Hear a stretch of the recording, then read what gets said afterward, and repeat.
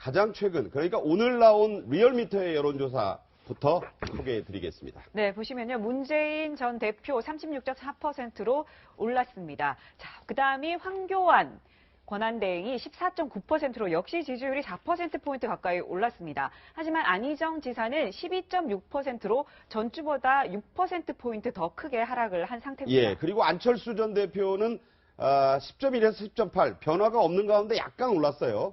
이재명 시장 조금 빠졌고, 홍준표 경남지사 3.6에서 3.8, 아직은 뭐 큰 그 수치가 나오지 않고 있는데, 자, 문재인, 안희정 두 예비 후보의 지역별 여론조사 결과 리얼미터로 보여드리겠습니다. 네, 보시면요. 서울이 37.9대 12.8로 문재인 전 대표가 앞서고 있고요. 경기, 인천 역시 마찬가지입니다. 14.2%대 11.2%.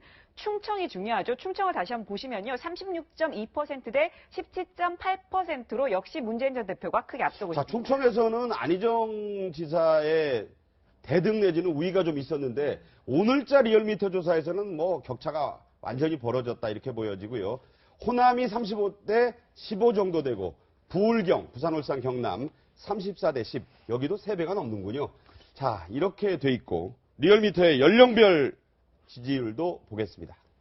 네, 보시면요. 지금 문재인 전 대표 같은 경우에는 이 연령별 지지도에서 10대, 20대, 30대, 40대, 50대 모두 고르게 지지율이 앞서고 있고요. 예, 월등해요. 41, 네. 51, 뭐 48. 문재인, 안희정의 격차가 엄청난데 50대에서도 이제 문재인 전 대표가 상당폭 앞서는 걸로 나오고 60대만 대등한 걸로, 60대 이상만 뭐 대등한 걸로 그렇게 나오고 있습니다.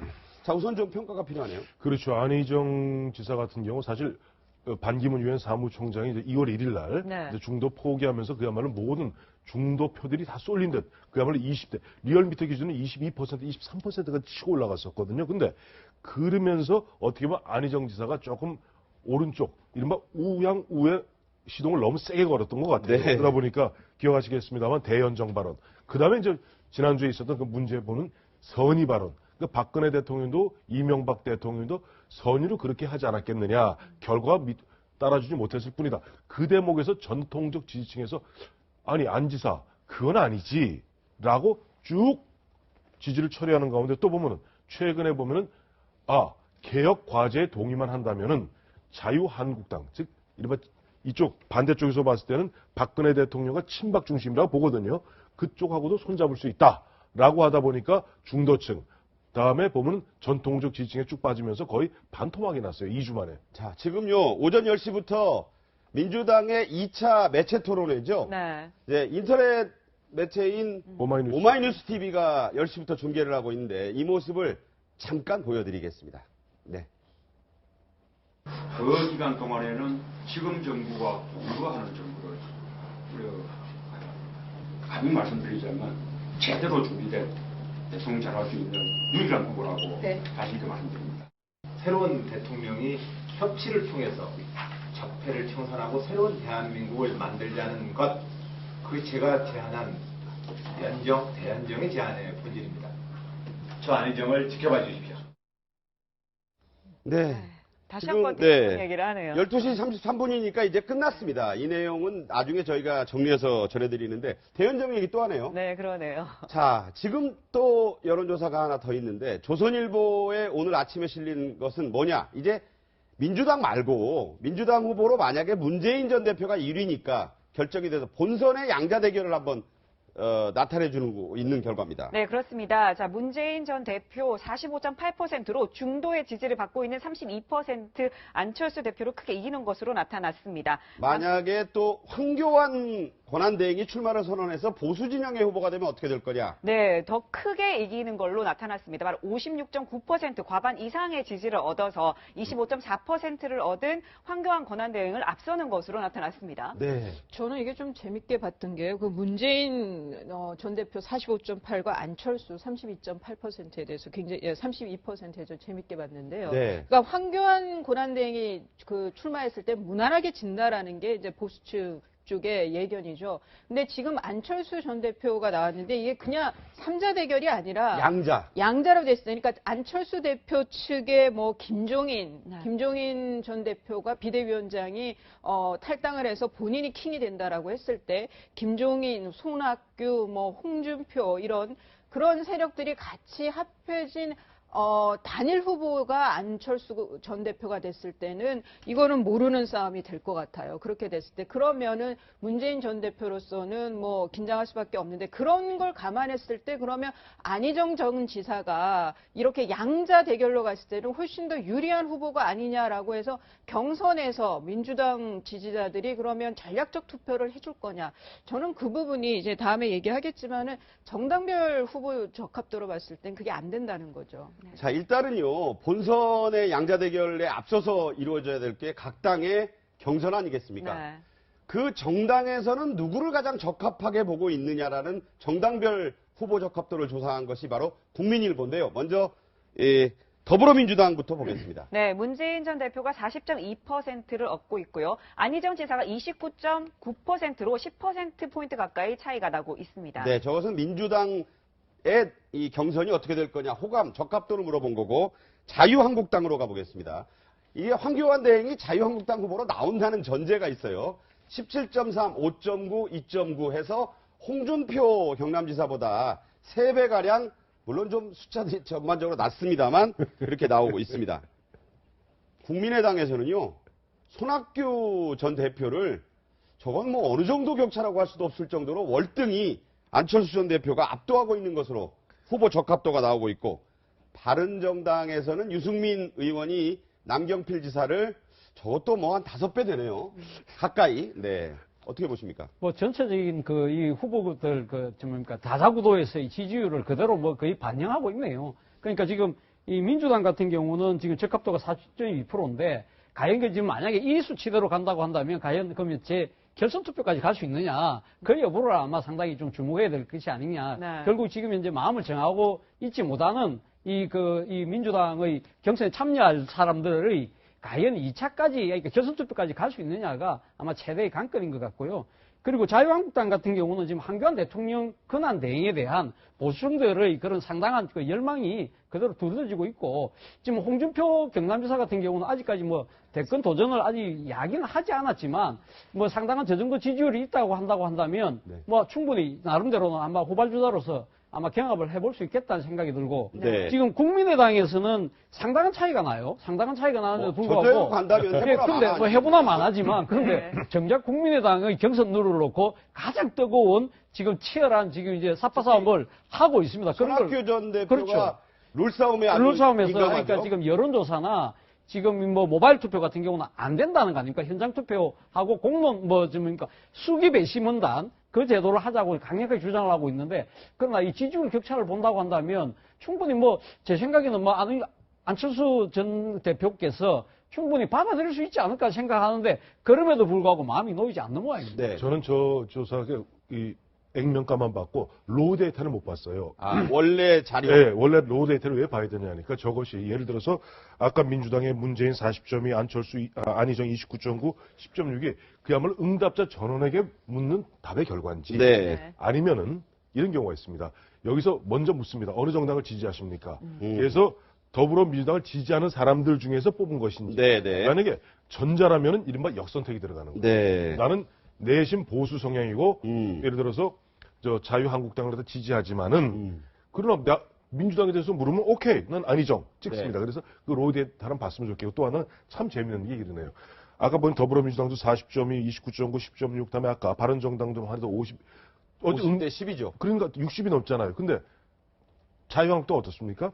황교안 17.3, 홍준표 5.9, 누구 2.5, 다 합친 25%예요. 그러니까요. 75%는 어디 갔습니까? 그야말로 부동층이고 떠나 있다. 바로 그겁니다. 이게 보면은 이게 아직 정해져 있지 않기 때문에. 네. 자, 저 다 더해보세요. 25예요. 네. 25인데 나머지 70은 어디 갔습니까? 그러니까 이런 부분들, 여론조사, 이런 거 있죠. 누가 먹던 치즈는 어디 갔냐 하듯이 70은 어디 갔나. 그러기 때문에 우리가 깜빡 잊고 계시는데 지난해 총선 끝나고 나서 여론조사에 대해서 우리가 많은 회의를 가졌던 부분이 네, 있습니다. 네. 그리고 이런 부분을 갖다 보실 때도 보면은 꼭 우리가 뭐 전문가가 아니라도 그러저러한 정황을 살펴가면서 보시는 것이 맞는 방향입니다. 그러니까 보수 집토끼들이 전부 산으로 가 있다 이런 추정도 가능해요. 그것 때문에 경선이 제일 재밌는 건 지금 자유한국당이 제일 재밌는 것 같아요. 네. 유한 대행이 나온다라고 했을 때. 네. 근데 저는 지금 더불어민주당의 그 정당별 적합부 지지도가 좀 재밌었던 게 문재인 전 대표가 40.2%면 만약 이게 실제 경선이 이렇게 된다면 이게 결선 투표로 가야 되는 거잖아요. 그렇죠. 박근혜 네. 안 되면. 아, 그런 점을 또 보시네요. 예, 그런데 이제 이게 안희정 지사가 2등이 됐을 때 그러면 이 3등한 이재명 성남시장이 표가. 그러면 도와줄 거냐. 이게 네. 대연정의 발목이 잡힐 거죠, 이러면은. 그런 면에서는 결선 투표제로 간다고 하더라도 안 지사한테는 불리한 상황이 아닌가 하는 생각이 듭니다. 네. 자, 일단은 이 대선 분위기는 탄핵이 인용되거나 기각된 뒤에 더 짙어지겠지만 민주당 안에서는 이제 현역 의원들도 속속 갈 길을 정하는 것 같습니다. 캠프에 참여하는 현역 의원들의 윤곽이 드러나고 있는데요. 한번 보시겠습니다. 네, 보시면요. 문재인 캠프에서는 공동선대위원장도 많습니다. 자, 전윤철, 김상곤, 김효석, 임종석, 강기정 등등 보시면요. 지금 자, 근데 전부 공통점이 전부 전남 출신이에요. 네, 전남을 내세워서 지금 선거 선대위원장을 구성을 한 상태입니다. 지금 이걸 보시면 좀 의식적으로 저렇게 하지 않았나 충분히 그런 생각을 할 수 있어요. 그렇죠. 사실 문재인 전 대표 입장에서 보면 가장 아킬레스건이 지금 호남의 지지지 않습니까? 지난번 4.13 총선 때 호남에서 의미 있는 그 지지를 못 받으면 자기가 물러나겠다고 이야기를 해서 저 정치적 시건 논란에 네. 대한 상당히 그 후폭풍을 맞았기 때문에 그리고 또 지난번 그 2012년 대선 당시 90%는 압도적인 지지율을 받았음에도 불구하고 대선에 실패했다. 네. 그런 부분들에 대해서 상당히 혹독한 비판에 직면해 있었기 때문에 결국 호남의 지지 표심을 잡지 못한다고 한다면 이 지금 뭐 본선은 물론 당장 경선부터도 네. 열릴 수 있다 이런 측면에서 호남에 대한 이 지금 정치적 구애를 상당히 강하게 지금 하고 있는 것이 아닌가 하는 생각입니다. 네. 반면에 안희정 지사의 캠프는 소수정예라는 것을 표방해서 상당히 이제 인기 있는 분들을 많이 좀 포진시키지 않았나 싶어요. 네, 그렇습니다. 자, 기동민, 이철희, 강훈식, 박영선 이렇게 해가지고 특히 현재 박영선 의원이 의원들 멘토 단장을 맡았네요. 네, 지금 그렇게 해서 이제 어제죠. 바로 합류하겠다 이런 뜻을 밝혔습니다. 들어보시면요. 어떤 얘기를 했는지 한번 들어보시죠.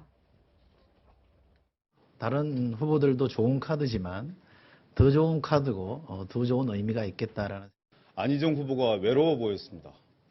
정치는 그리고 민주주의는 다양성, 균형, 관용이라고 생각합니다. 안희정 지사가 어떻게 하느냐에 따라서 이 확장성 면에서 상당히 그 유연하다라고. 해분 의원님의 이 합류는 저에게는 전력 보강이자 경선 승리를 향한 결정적 계기가 될 것이라고 생각을 합니다. 네, 이런 가운데서 또 이런 말들이 나왔어요. 네, 그렇습니다. 자, 왜 안희정을 지지하느냐라고 하니까 안희정은 품이 넓고 싸가지 있는 진보다. 싸가지 있는 진보를 지향해왔고 앞으로도 그럴 것이다 라고 얘기를 했어요. 자, 이 말은 예. 문재인 전 대표는 품이 좁다 이렇게 해도 역해석이 가능하네요. 그러니까 그 대연정 등등등등등 여태까지 나왔던 거 보면 너무 보면 적폐청산이다, 국가 대청소다, 그야말로 너무 편가르게 하는 거 아니냐. 그러면서 지금 기동민 의원의 얘기는 우리 안희정 지사는 네. 그야말로 보면은 박정희 대통령에 대해서도 공칠 과삼을 얘기했고, 그다음에 얼마 전에 3.1절 그 행사에서 나왔어도 네. 안희정 지사 같은 경우는 이렇게 얘기했죠. 우리 대한민국의 역사는 김구도, 이승만도, 박정희도, 다 김대중도, 있다. 노무현도 다 있었다. 다 네. 있었다라고 얘기하는 그야말로 포용적. 그다음에 앞서 우리 얘기했습니다만은 아까 50.6대 44.6 기억나시죠? 결국 탄핵의 그 이후에 어마어마한 국론 분열이 있을 텐데 그럴 때는 우리 안희정 지사가, 이건 제 얘기 아니에요. 기동민 얘기입니다. 네. 안희정 지사가 결국은 통합의 지도자로 맞는 거 아니냐 하고 이제 시그널을 보냈는데 재밌는 게 이철희, 기동민, 어기구 어제 세 번째 참여했죠. 이분들이 다 보면 386에 그래서 젊어요. 네, 그러니까 운동권 출신들이죠. 운동권 출신이고 좀 젊고 또 안희정 지사하고 또 연배가 비슷하다 보니까 네. 문재인 전 대표에 대해서 지금은 586들입니다. 예. 그래도 586이네요. 네, 네. 그러면서도 이야기 오니까 문재인 전 대표 당신은 60대 중반 아니냐, 초중반 아니냐. 이번 시댁 예전에 있던 세대 교체, 시대 교체 안희정 씨가 얘기하지 않았습니까? 그런 것을 보여주는 가운데 자연스럽게 지금 보면 박영선 의원이 곧 멘토 단장으로서 어떻게 보면 좀 유명하지 않습니까? 박영선 의원. 네. 그렇게 보면 힘을 소수 정예로 한번 힘을 보태보겠다라고 지금 보면 발동을 거는 것 같아요. 네. 정말 소수 중에 소수 정예가 바로 이제 이재명 성남시장 캠프입니다. 아까 이수희 변호사도 만약에 결선 투표가 되면 중요한 게 이재명 캠프이기 때문에 보지 않을 수 없네요. 네, 그렇습니다. 바로 정성호 의원이 친분, 굉장히 가까운 사이라고 하죠. 그래서 선대 본부장을 맡았고요. 그 다음에 유승희, 김병욱, 재윤경 의원 등이 지금 합류를 한 상태입니다. 이런 가운데서 앞서서 이제 명계남 씨가 안희정 지사를 지지했다는 얘기를 해드렸는데 개그맨 이 김미화 씨도 지지를 표명했고 가수 강산혜 씨도 지지를 표명했는데 자 얘기를 한번 들어보겠습니다. 가장 짜릿하고 행복했던 순간이 우리 아내하고 첫 키스 하셨어요. 예. 요즘은 기억이 납니다. 이제 진도들이 빠른데요. 그때 그 시절은 정말 진도 한번 나가는데 시간이 많이 걸렸어요. 그래서 뭐 겨우 손잡고 겨우 팔짱 끼고 겨우 어깨에 손 얹고 뭐 이제 그러던 시절이죠. 나는 안 지사가 새로운 그 정치 의제와 나아갈 방향을 제시하고 새롭게 길을 여는 점에서 노무현 대통령님이 다시 아마 하셔도 안 지사같이 할 것 같은 느낌이 드는 거죠.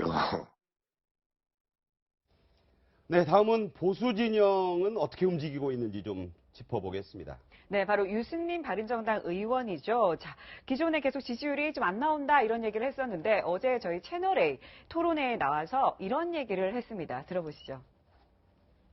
박정희 대통령 같은 경우에는 07과삼이라고 생각하고요. 네. 예, 노무현 대통령은 글쎄 숫자를 하기는 좀 그런데 네. 그분이 현직 대통령으로 계실 때는 네. 굉장히 이거 좀 분열적이고 또 고집불통인 측면이 있었고 네. 국민하고 소통 안 하고 그런 측면이 있어서 저는 한 05, 과5 정도로.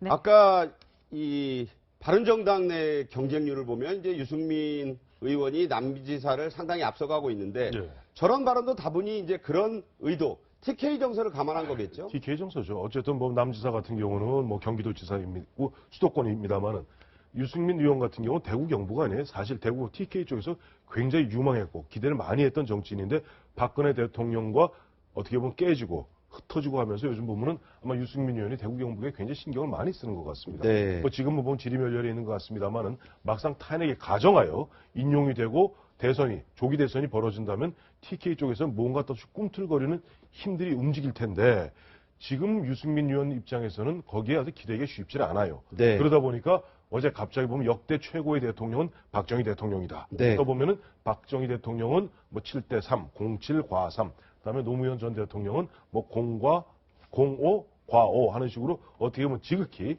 어떤 보수의 중심인, 보수의 심장인 대구 경북의 정서에 어떻게 보면 좀 호소하는 듯한 발언을 하고 있는데 모르겠어요. 유승민 의원 같은 경우는 최근에 그 남경필 지사하고 계속 이제 보면 충돌하는 부분이 보수 단일 후보를 얘기하고 있지 않습니까? 예. 네. 보수 단일 후보를 얘기하는 것은 지극히 그 이유를 생각하면서 뭔가 뭐 자기가 만약에 부족하다면은 뭐 이렇게 합쳐갖고 뭐 황교안이 됐던 홍준표가 됐던 누가 됐던 간에 하는데 함께 해서 단일 후보로 나와야 되는 것 아니냐라는 시그널을 갖다 나름대로 자유한국당에 보내고 있고 거기에 대해서 남경필 지사나 김무성 의원 같은 경우는 좀 불편한 기색을 보이고 있는 거죠. 네.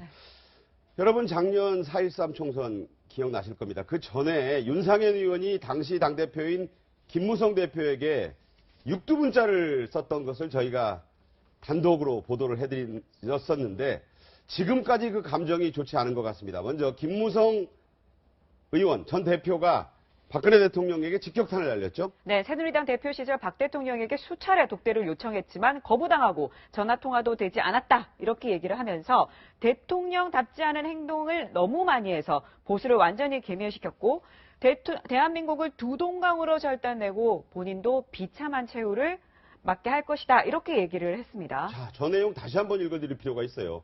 대통령답지 않은 행동을 너무 많이 해서 보수를 완전히 괴멸시켰고 대한민국을 두 동강으로 절단내고 원래 이게 결단이 표준어인데 저 말이 더 많이 쓰입니다. 절단내고 본인도 비참한 최후를 맞이할 것이다. 이렇게까지 직격탄을 날리니까 자, 윤상현 의원 발끈했습니다. 페이스북에 이렇게 얘기했습니다. 네, 호러 영화에서나 나올 법한 대사를 당 대표까지 지낸 분이 옛 주군에게 쓰니 뒤끝 민망하다. 악담이 너무 지나치다. 이렇게 얘기를 했고요. 네. 네. 태극기 민심은 누가 불러 모은 게 아니라 자발적으로 참여한 것이다. 보수의 민심을 왜곡하지 말라. 자, 이게 이제 논란이에요. 보수의 민심이냐, 저게 과연. 저는 김무성 전 대표나 윤상현 의원이나 저는 이제 보수 내에서의 그 굉장히 창조를 위한 자기 파괴는 괜찮지만 저렇게 나는 잘못 없고 상대방만 잘못 있다는 식으로 바른정당과 한국당이 저렇게 서로 칼을 겨눈 거 저는 득실이, 그러니까 얻을 게 하나도 없다는 생각이 들고요.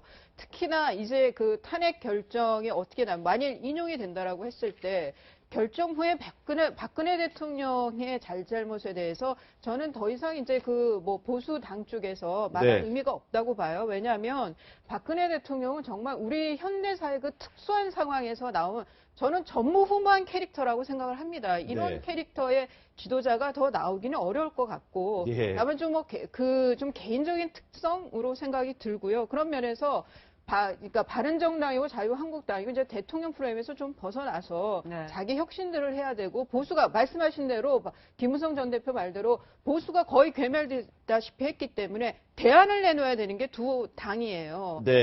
뭐 첫 번째는 자유한국당의 그 책임져야 되는 친박계 의원들이 물러나는 거. 그게 저는 첫 번째 단계라고 생각이 듭니다. 저는 어제 김무성 대표가 그 광주에 가서 발언하신 거 아닙니까? 그러니까 광주라는 지역적인 그 특색도 있지만 무엇보다도 지금 이제 탄핵이 오늘 이번 주 중에 하나 결정이 된다.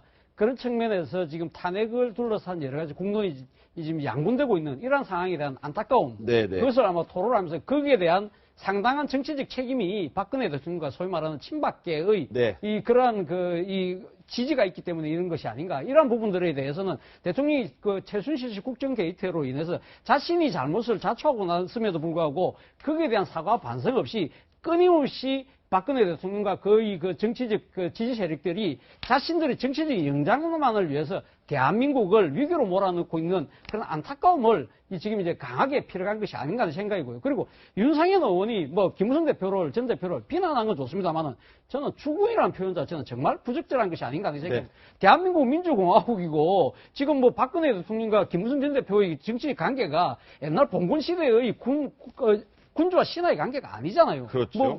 마치 지금 이 윤상현 의원의 이야기대로 한다면 봉건시대의 불사유군, 그 신하가 두 사람의 군주를 모시지 말라는 그런 진짜 과거식의 그러한 그 정치적인 그 관점에 머물러 있는 것이 아닌가 하는 생각입니다. 자, 이제 내일 탄핵 선고일이 나오고 약 1시간 뒤에 특검의 정식 수사 발표가 있습니다.